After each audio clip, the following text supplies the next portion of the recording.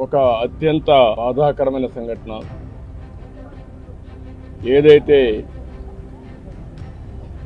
పహల్గామ్లో జరిగినటువంటి టెర్రరిస్ట్ కాల్పులు భారతదేశం మొత్తం షాక్కు గురి చేసింది.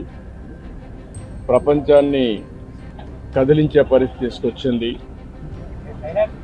అతి దారుణంగా విహారయాత్రకు పోయినటువంటి యాత్రికుల పైన విశిక్షణారహితంగా కాల్పులు చేయడం, అది కూడా ఇప్పుడే చంద్రమౌళి గారితో అక్కడ ఉన్న వ్యక్తి ప్రత్యక్ష సాక్షి శశిధర్ గారు వచ్చారు. ఆయనతో మాట్లాడినప్పుడు ఆయన చెప్పిన విషయం, ఏదైతే అక్కడ వీళ్ళందరూ ఉన్నారు, టాయిలెట్ కోసం బాత్రూమ్స్కి వెళ్ళారు. వెళ్ళిన సమయంలో ఒక ఇద్దరు వ్యక్తులు మొత్తం ఇష్టానుసారంగా AK-47 లాంటి గన్ పెట్టుకొని కాల్చుకుంటూ వస్తున్నారు. వీళ్ళు అక్కడి నుంచి పరిగెత్తారు. మిగిలిన ఫ్యామిలీ మెంబర్స్ ఎవరైతే మగవాళ్ళు ఉన్నారో కొంచెం ముందు పోగలిగారు.